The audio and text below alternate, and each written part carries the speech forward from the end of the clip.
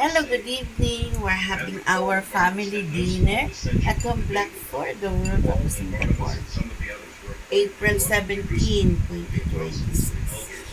Okay, we're having pork meatballs afritada. Okay, there is. Okay. At Home Block 4, the World of Singapore, there's Lee Sin Poy with the signature of Albert Lee, complete name Lee Sin Poy, 74 years old, Singaporean retired. Okay. My son's share is there. My son came home, but suddenly he go out again. He's with his auntie. He ate already earlier because he go out early. Just now he came. Okay, that's for tonight, folks. Our latest at Home Block for the World of Singapore dinner. Okay, enjoy. April 17, 2026.